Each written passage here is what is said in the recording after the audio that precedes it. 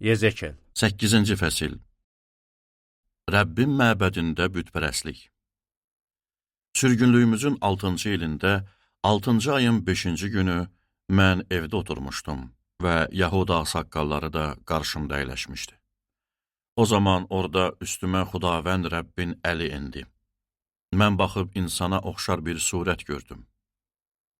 Belindən aşağı oda bənzəyir, belindən yuxarı isə metal kimi parıldayırdı. O, ələ bənzər bir şey uzatdı və məni saçımdan tutdu. Onda ruh məni yerlə göy arasına qaldırdı və Allahın görüntülərində Yerusəlimə, içəri həyətin şimal qapısının giriş yerinə gətirdi. Orada Allahda qısqanclıq oyadan qısqanclıq bütü qurulmuşdu. Düzənlikdə gördüyümə bənzər İsrail Allahının izzəti də oradaydı. O mənə dedi, ey bəşər oğlu, indi başını şimal tərəfə qaldır. Mən başımı şimal tərəfə qaldırıb gördüm ki, həmin qısqanclıq bütü qurbangah qapısının şimalında giriş yerindədir. O mənə dedi, ey bəşər oğlu, görürsənmi neynirlər? İsrail nəsli burada çoxlu iyrənc işlər eləyir ki, mən müqəddəs məkanımdan uzaqlaşım.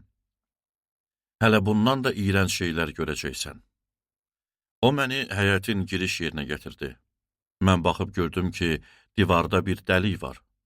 O mənə dedi, ey bəşər oğlu, gəl divarı dəl. Mən divarı dəlib gördüm ki, bir qapı var. O mənə dedi, içəri gir. Onların orada pis və iyrənc işlərini gör.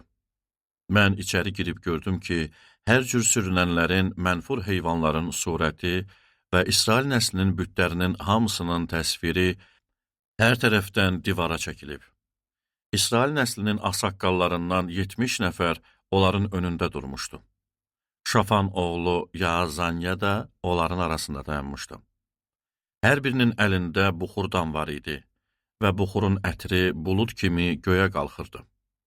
O mənə dedi, ey bəşər oğlu, görürsənmi İsrail nəslinin ağsaqqalları öz bütlərinin otaqlarında, qaranlıq yerlərdə neynir?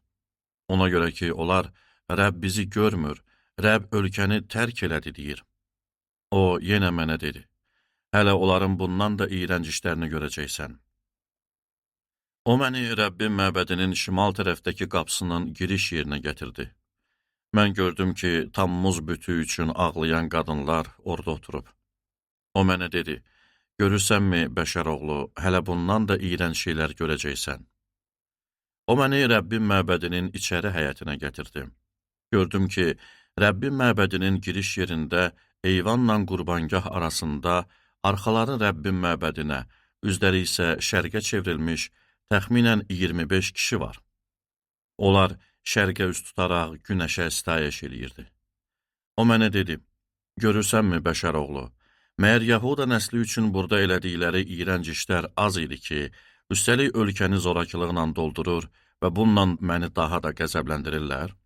Bax, indi onlar budağı burnuma soxaraq məni təhqir eləyir.